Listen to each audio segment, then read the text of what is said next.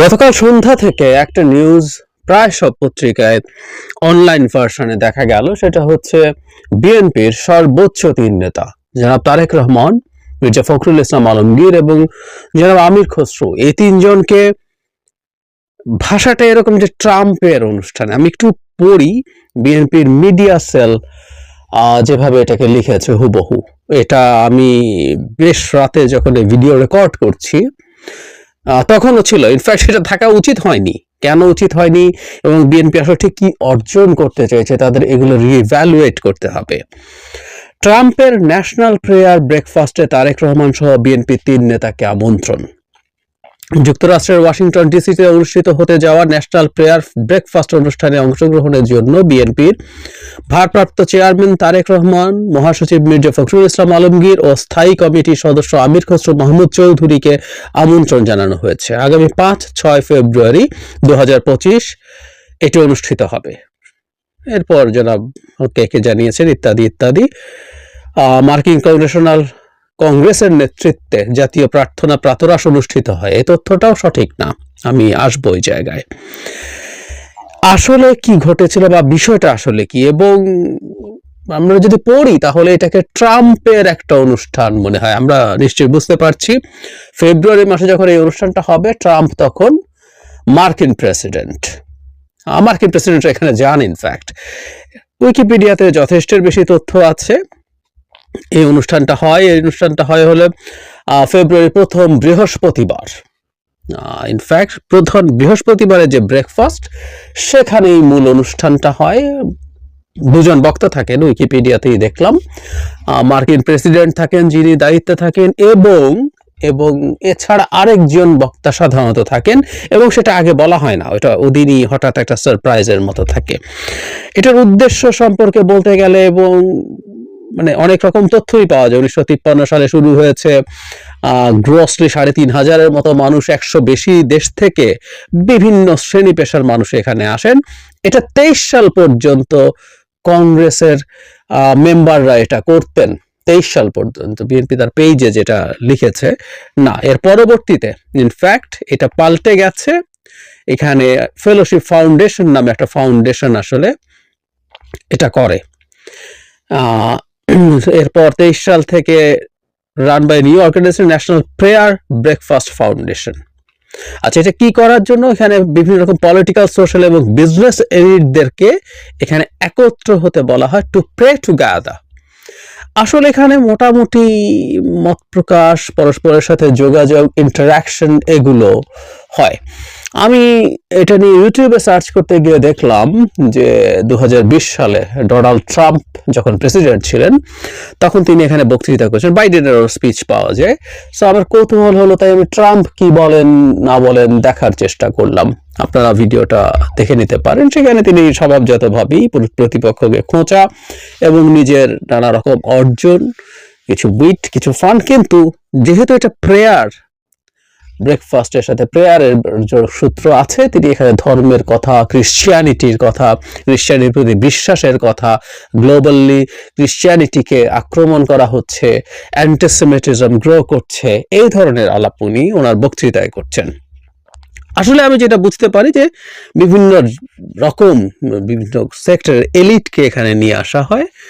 এর সিগনিফিক্যান্স হতে পারত, কিন্তু আমি সম্প্রতি এটার কারণে মানে যে ভুলভাবে এই প্রেজেন্টেশনটা হয়েছে, এটা এখন খুবই প্রবলেম্যাটিক হয়ে গেছে, আমরা এভাবেই বলতে পারি। কারণ এই ঘটনার পরে বাংলাদেশের মার্কিন দূতাবাসের পক্ষ থেকে জানানো হয়েছে, ২-৩টা পত্রিকা কথা বলেছে, তারা বলছেন, আমি পড়ি, যুক্তরাষ্ট্রের ওয়াশিংটন ডিসিতে অনুষ্ঠিতব্য ন্যাশনাল প্রেয়ার ব্রেকফাস্টের সঙ্গে মার্কিন সরকারের কোনো সম্পর্ক নেই। শনিবার রাতে ঢাকাস্থ মার্কিন দূতাবাসের মুখপাত্র আশা বেসমকালকে এই তথ্য নিশ্চিত করেন। ৫ ফেব্রুয়ারি হওয়ার কথা আছে। উনি বলেন, মানে মুখপাত্র বলেন, যুক্তরাষ্ট্র ন্যাশনাল প্রেয়ার ব্রেকফাস্ট নামের কোনো অনুষ্ঠানের আয়োজন করছে না।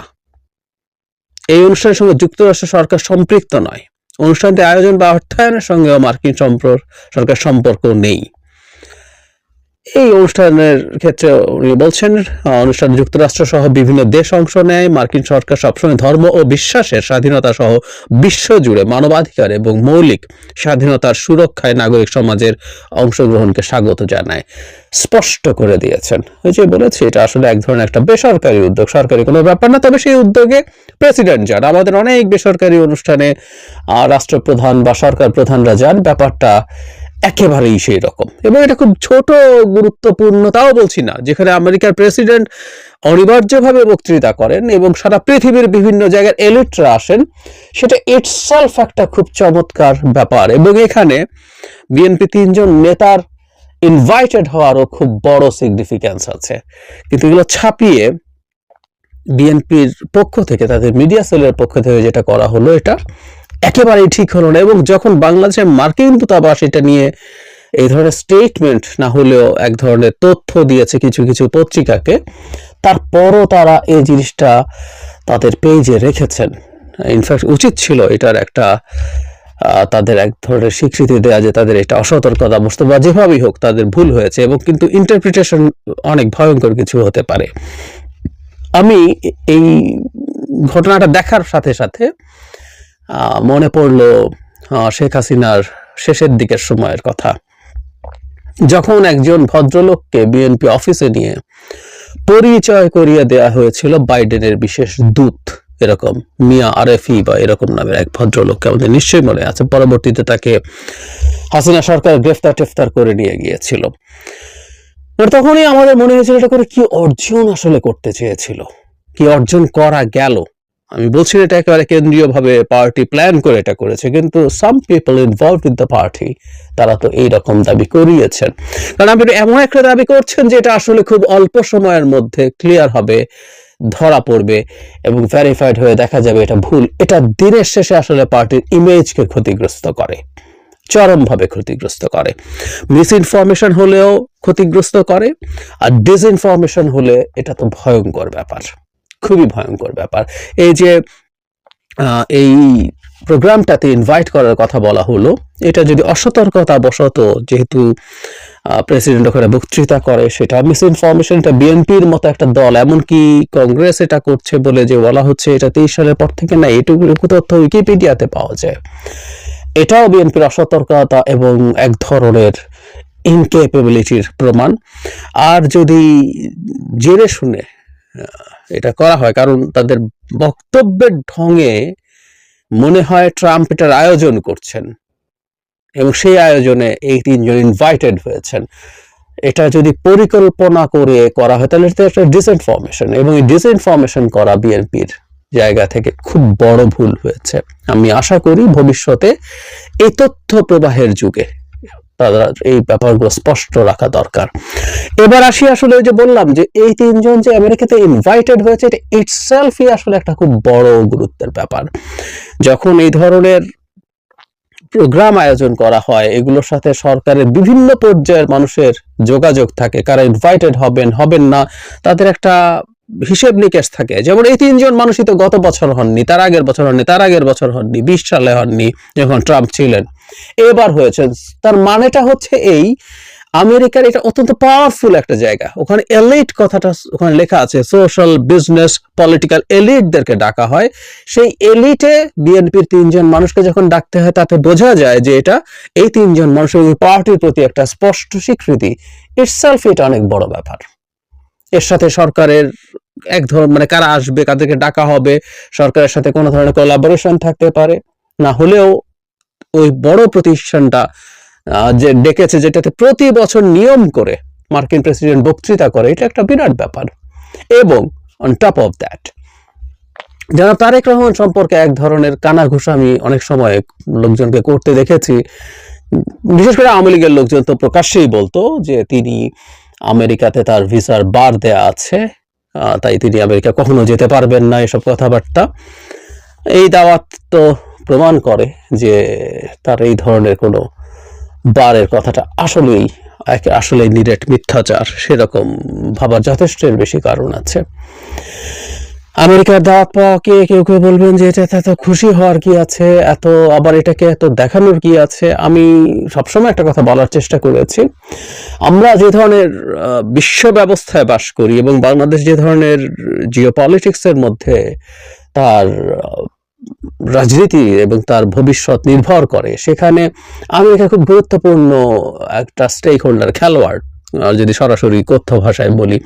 সুতরাং আমেরিকার সাথে ভবিষ্যতের বাংলাদেশের যে দলগুলো রাজনীতি করবে তাদের ইন্টারাকশন কেমন, তাদের আন্ডারস্ট্যান্ডিং কেমন, এগুলো ম্যাটার করে এবং বিশেষ করে এখনকার মতো সময়ে যখন বাংলাদেশে একটা সেই অর্থে গণতান্ত্রিক সরকার নেই, ম্যান্ডেট আছে প্রচুর, ম্যান্ডেট মানে ইলেকট্রাল ম্যান্ডেট না, পপুলার ম্যান্ডেট আছে, এটা সত্য কথা, কিন্তু সত্যিকার অর্থে ডেমোক্রেটিক গভর্নমেন্ট বলতে আমরা যা বুঝি, নির্বাচনে জিতে আসা যে সরকার, সেটা বাংলাদেশে নেই।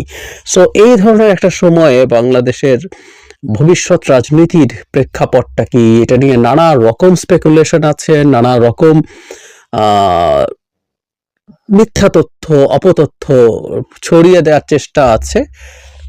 সেই প্রেক্ষাপটে আমেরিকার মতো একটা পাওয়ারফুল দেশের একটা গুরুত্বপূর্ণ কনফারেন্সে বিএনপির নেতাদের দাওয়াত পাওয়াটা নিশ্চয়ই সিগনিফিকেন্ট, এবং এটাতেও সমস্যার কিছু নেই, এটা প্রচার করা যেতেই পারে। কিন্তু আগের মতো আবারও বলছি, এমন কিছু বিএনপির করা উচিত না যেটা তাদের দল হিসেবে তাদের ইমেজ ক্ষতিগ্রস্ত করে, এবং এটা শুধু ইন্টারনাল না, এটা বাইরেও। আর একটা কথা মনে রাখতে হবে, কোনো কিছুকে যদি আসলে যতটুকু না তার থেকে বেশি করে দেখানো হয়, এটা যে কারো এক ধরনের ইনফেরিয়রিটি কমপ্লেক্সের ইন্ডিকেশন দেয়। সুতরাং বিএনপি কি আদৌ কোনো ইনফেরিয়রিটি কমপ্লেক্সে ভুগছে? আর যদি ভুগেও থাকে, ইনফেরিয়রিটি কমপ্লেক্স দেখাতে হয় না।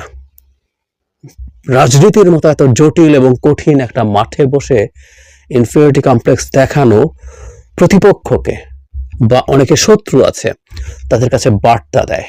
এই বার্তাগুলো কখনো কমফোর্টেবল রেজাল্ট বয়ে নিয়ে আসবে না তাদের জন্য। বিএনপিকে খুব সতর্ক হতে হবে ভবিষ্যতে এইসব বিষয়ে। আরেকটা ব্যাপার নিয়ে একটু কথা বলে রাখা দরকার, সেটা হলো বিএনপির যে প্রতিনিধি দল যাচ্ছে তার সাথে কি ডোনাল্ড ট্রাম্পের কোনো বৈঠক হওয়ার সম্ভাবনা আছে? উত্তর হচ্ছে আছে, থাকতেও পারে। তার সাথে না হলেও আমেরিকার কোনো গুরুত্বপূর্ণ পর্যায়ের ব্যক্তিদের সাথে এই তিনজনের বৈঠক হতেই পারে। আমরা জানি ট্রাম্প আসার পর, ক্ষমতায় আসার পর থেকে যেটা হবে সেটা হচ্ছে ট্রাম্পের সাথে যদি ভারতের, এবং স্পষ্টভাবে যদি বলি নরেন্দ্র মোদীর সাথে তার এক ধরনের ব্যক্তিগত সম্পর্কের বিষয় আছে। সো ট্রাম্পের মাধ্যমে বা তার প্রশাসনের মাধ্যমে বিএনপিকে তারা কোনো ধরনের বার্তা দেওয়ার চেষ্টা করতে পারে। ট্রাম্প এই ক্ষেত্রে দুপক্ষের মধ্যে একটা মধ্যস্থতা, ট্রাম্প বা তার হয়ে অন্য কেউ, তার ডেলিগেট করা কেউ একজন, সেই চেষ্টা করতেই পারে।